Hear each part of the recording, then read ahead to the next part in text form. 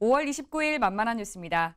국토교통부와 한국토지주택공사는 지역의 도시재생지원센터에서 근무할 도시재생 뉴딜 청년 인턴 260명을 선발한다고 밝혔습니다. 도시재생 청년 인턴은 전국 지자체의 도시재생지원센터 120여 곳에 배치돼 지역 자원조사와 주민 의견 수렴 및 계획 수립, 사업 시행 등의 업무를 수행하게 됩니다. LH 도시재생지원기구에서 채용을 진행하며 만 18세 이상 34세 이하의 청년이라면 학력과 성별 등 제한 없이 누구나 지원할 수 있습니다. 군필자의 경우 병역 의무 복무 기간만큼 상한 연령 기준이 연장됩니다. 채용 절차는 6월 3일까지 지원서를 접수받고 서류 전형과 면접 전형을 거쳐 6월 말 최종 합격자를 발표할 예정입니다. 최종 합격자는 청년 인턴십 발대식 및 사전 교육을 실시한 후 7월부터 지자체별 도시재생지원센터에서 근무하게 됩니다.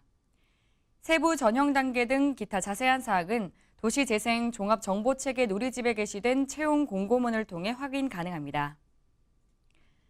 다음 소식입니다. 본격적인 여름더위가 시작됨에 따라 식중독 사고가 발생하지 않도록 주의가 당부됩니다.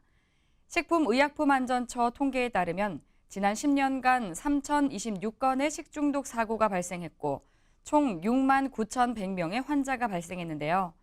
식중독 사고는 초여름부터 증가하기 시작해 여름철에 가장 많이 발생합니다.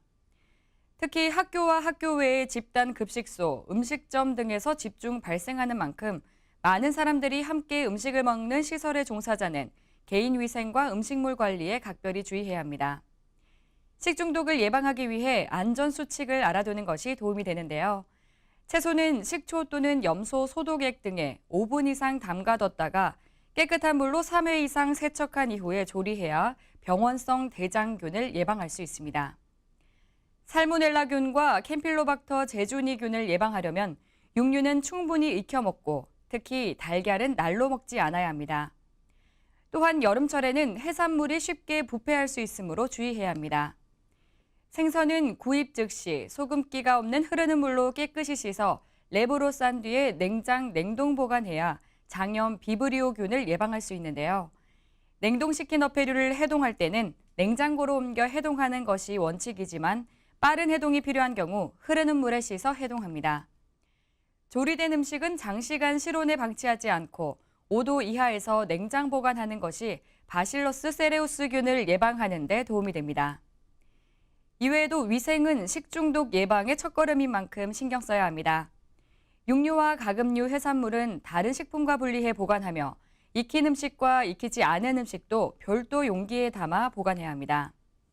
외출했다 돌아오면 흐르는 물에 비누로 30초 이상 깨끗이 손을 씻어야 하며 주방 도구는 정기적으로 뜨거운 물과 세정제를 이용해 소독해야 합니다. 이 밖에 자세한 사항은 웰페어 뉴스 홈페이지와 장애인신문, 복지TV 뉴스를 통해 확인할 수 있습니다.